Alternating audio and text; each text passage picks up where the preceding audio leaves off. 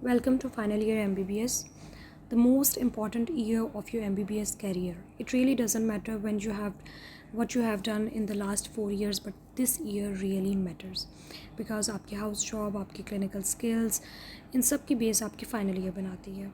अगर आपने pharma, patho और माइक्रोबायोलॉजी अच्छे से पढ़े हैं और आपके कॉन्सेप्ट्स क्लियर हैं, then final year gonna be an easy peasy thing for you. और अगर आपने अच्छे से नहीं पढ़े then don't worry, you can use Kaplan for pharma and Pathoma for pathology to clear the concepts. इस वीडियो में हम देखेंगे कि फाइनल ईयर में हमने कौन से सब्जेक्ट्स पढ़ने हैं, क्या पैटर्न होगा, कौन सी चीज़ की ज़्यादा इंपॉर्टेंस है, मार्क्स डिस्ट्रीब्यूशन किस तरह से है. फाइनल ईयर में बेसिकली आपके 4 सब्जेक्ट्स आते हैं, ठीक है. Medicine, surgery, gynaecology and obstetrics, paediatrics, ठीक है. लेकिन जो आपके रिटन एग्ज़ाम्स हैं वो होंगे 7, ठीक है. सबसे पहले जो है हम 1 बाय 1 देख लेते हैं सब्जेक्ट्स को, ठीक है. सबसे पहले हमारे पास आ जाता है मेडिसिन. मेडिसिन जो है बेसिकली मोस्ट इम्पॉर्टेंट सब्जेक्ट है आपके फाइनल ईयर का. थ्रू आउट फाइनल ईयर आपका मेन फोकस जो है वो मेडिसिन पे होना चाहिए, ठीक है, क्योंकि ये एक सॉलिड बेस प्रोवाइड करता है आपके बाकी तीनों सब्जेक्ट्स के लिए. You have to study it wholeheartedly. It covers 70 to 75% of peds and 20 to 30% of surgery. ठीक है.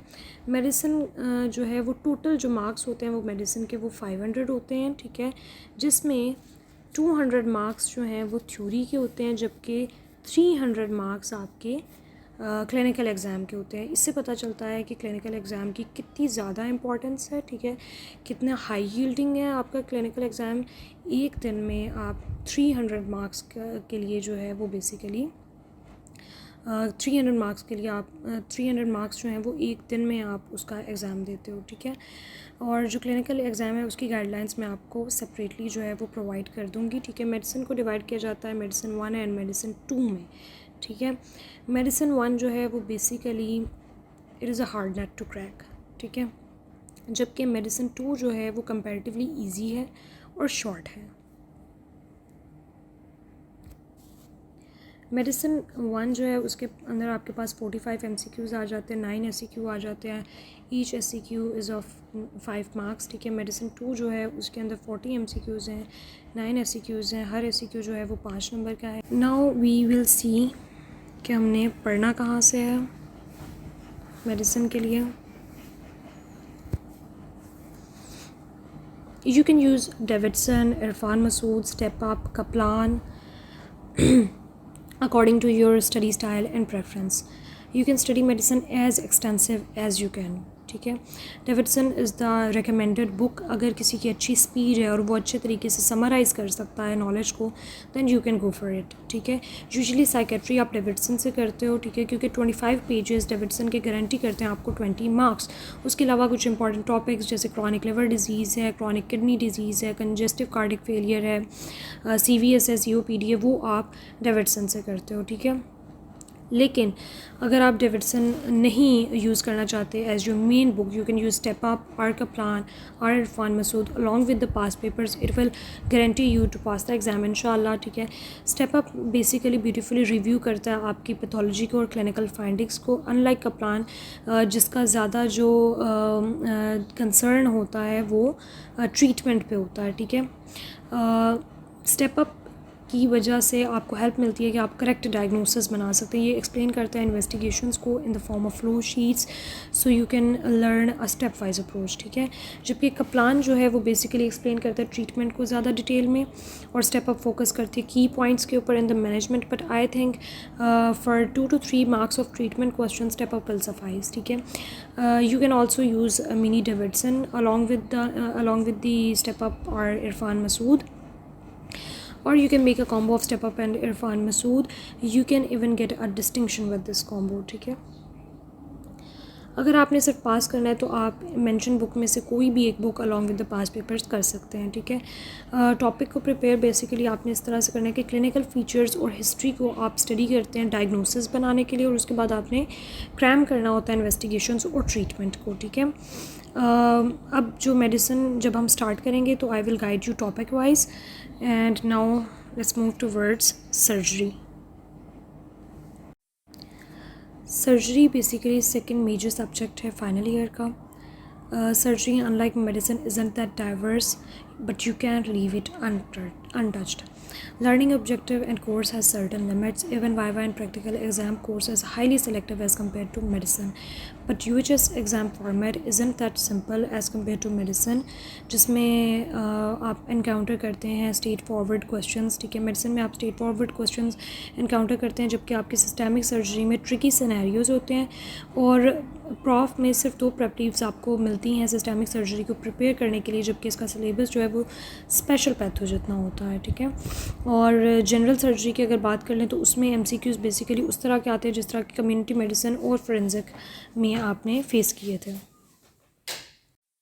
सर्जरी का जो एग्ज़ाम होता है वो भी बेसिकली आपका 500 मार्क्स का होता है, जिसमें 250 मार्क्स आपके रिटन एग्ज़ाम के होते हैं और 250 मार्क्स आपके क्लिनिकल एग्जामिनेशन के होते हैं. ठीक है, सर्जरी का जो रिटन एग्ज़ाम होता है वो 2 पार्ट्स में लिया जाता है, surgery 1 and surgery 2.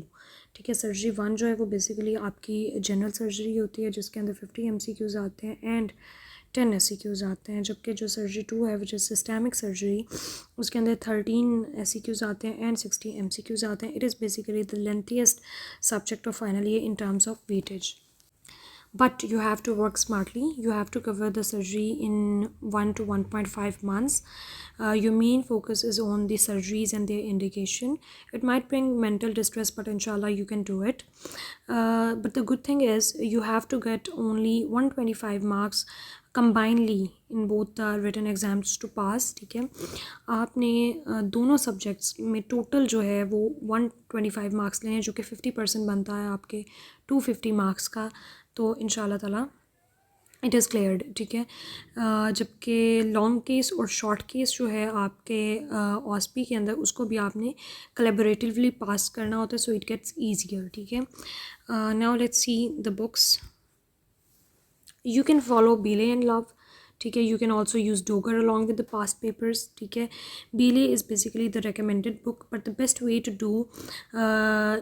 do the surgery is कि आप important topic पहले Bailey से go through कर लें and then you can mark the important points on Doger, ताकि लास्ट में आप सिर्फ Doger से अच्छे तरीके से रिवाइज कर सकें along with the past paper. ठीक है, अगर आप सारा Bailey से नहीं करना चाहते तो you can do the summaries and tables from Bailey along with the Doger. ठीक है, सर्जरी का मज़ा आपको तभी आएगा जब आप उसमें इंटरेस्ट लेंगे और आप खुद को सर्जन कंसिडर करके उसको पढ़ेंगे. ठीक है, now let's move towards the gynaecology and obstetrics. Gynaecology and obstetrics, ठीक है, ये बेसिकली टोटल जो है ये 300 मार्क्स का आपका पेपर होता है, जिसके अंदर 300 मार्क्स होते हैं गायनी एंड ऑब्स के. ठीक है, जिसमें से 150 रिटन के होते हैं, 150 आपके क्लिनिकल एग्ज़ाम के होते हैं. ठीक है, और ये जो 150 रिटन के मार्क्स होते हैं, इसके अंदर 2 आपके पेपर आते हैं. गायनी का सेपरेट पेपर होता है, ऑब्स्टेट्रिक्स का अलहदा पेपर होता है. सबसे पहले हम गायनी को डिस्कस कर लेते हैं. It is one of the easiest subject of MBBS. You can cover the whole gynae syllabus in 8 to 10 days. It is basically an objective type exam. 35 इसमें MCQs आते हैं. ठीक है, 10 इसमें SCQs आते हैं. हर SCQ जो होता है वो 3 मार्क्स का होता है और उसके यूजुअली जो है वो 3 पार्ट्स होते हैं. ठीक है, हर पार्ट जो है वो 1 मार्क का होता है. ठीक है, तो जो एग्ज़ामिनर होता है वो कोई भी एग्ज़ामिनर नहीं चाहता कि वो पूरे पैराग्राफ्स जो है वो रीड करे 1 मार्क के लिए. ठीक है, so you have to prepare it accordingly. ठीक है, और बेसिकली ये स्टडी है, it is basically the pathology of the female reproductive system, जो कि आपने 4th ईयर में भी पढ़ा है. और जो 4th ईयर का नॉलेज है बिनाइन और malignant tumours of the female genital system का, वो आपको हेल्प करेगा इन दिस. ठीक है, द प्रेफर्ड जो रेफर्ड बुक है UHS की for the gynaecology is gynaecology by the 10 teachers. ठीक है, गायनी को बेसिकली आपने प्रिपेयर किस तरह से करना है, जो बेसिक कॉन्सेप्ट है वो आपने ग्रैस्प करना है और आपने टॉपिक्स को कवर करते जाना है, बजाय इसके कि आप क्रैम करें each and every single line written in your book. ठीक है, you can make your own notes और फ्लो शीट्स, फ्लो चार्ट आप बना सकते हैं to score good marks in it. ठीक है, ताकि एग्जामिनर का ज़्यादा टाइम भी ना वेस्ट हो और आपको अच्छे मार्क्स मिल जाएं. ठीक है, now we can start the obstetrics. ठीक है, ऑब्स्टेट्रिक्स बेसिकली स्टडी है प्रेगनेंसी की. It is a relatively dry subject and it takes 2 to 3 weeks to cover it. ठीक है, इसमें आपके 35 MCQs आएंगे एंड 7 SCQs होते हैं. हर SCQ जो है वो 5 नंबरों का होता है. ठीक है, अनलाइक गायनी ऑब्स का एग्ज़ाम रिलेटिवली टफ होता है और MCQs जो हैं वो ट्रिकी होते हैं. ठीक है, इसके अंदर जो रिकमेंडेड बुक है वो ऑब्स्टेट्रिक्स बाय 10 टीचर्स है, लेकिन आपने कुछ टॉपिक टॉपिक्स जो है वो अरशद चौहान से करने होते हैं, जैसे प्रेगनेंसी इन एनीमिया जो है बहुत इंपॉर्टेंट टॉपिक है, लेकिन 10 टीचर्स में ये उस तरह से नहीं दिया हुआ, तो you have to prepare it from Arshad Chauhan, ठीक है। Now last subject of final year which is paediatrics, ठीक है। Paediatrics is the branch of medicine dealing with children and their diseases. Usually सारा साल आप मेडिसिन सर्जरी पढ़ते हैं और ड्यूरिंग प्रॉफ बंदे को मेंटल डिस्ट्रेस होता है कि पीड्स की तैयारी अच्छी नहीं है, और जब तक पीड्स का एग्ज़ाम आता है आपके एनर्जी लेवल्स भी डिप्लीट हो चुके होते हैं आफ्टर गिविंग 6 रिटन एग्जाम। तो बेहतर है कि आप पीड्स को साथ साथ करें और वॉट ड्यूरेशन में इसको अच्छे तरीके से प्रिपेयर कर लें, ठीक है।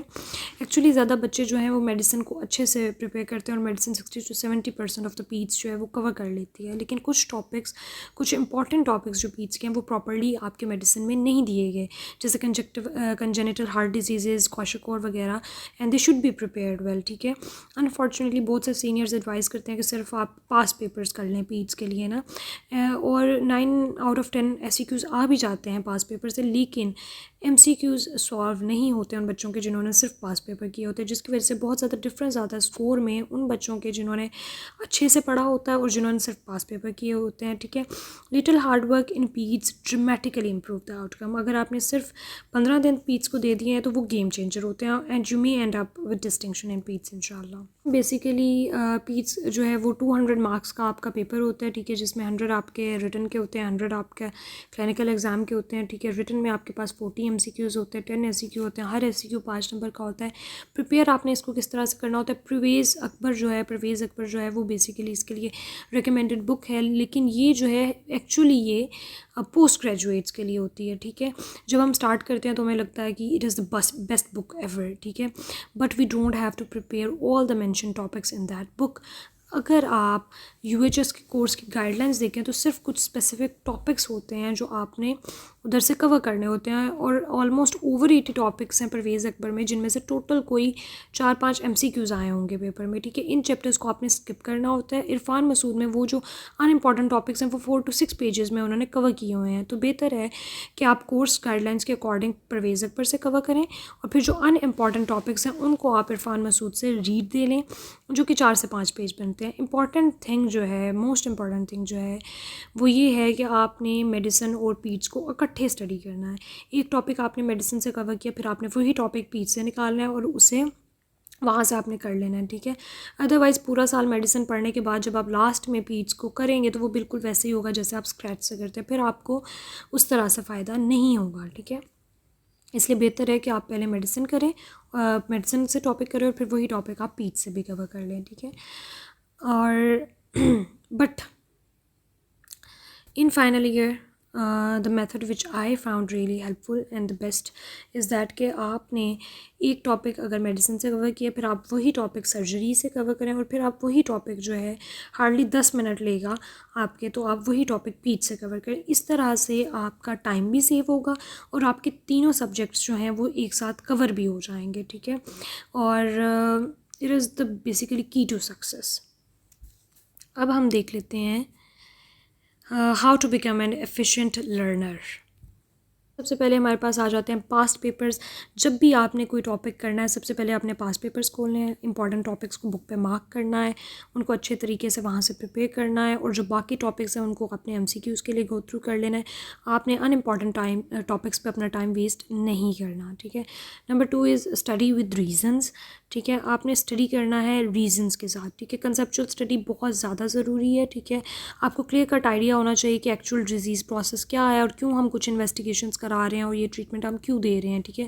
कंसेप्चुअल स्टडी जो है वो बेसिकली डिफ्रेंशिएट करती है आपको दूसरे स्टूडेंट्स से और हेल्प करती है आपको स्कोर करने में गुड मार्क्स, ठीक है।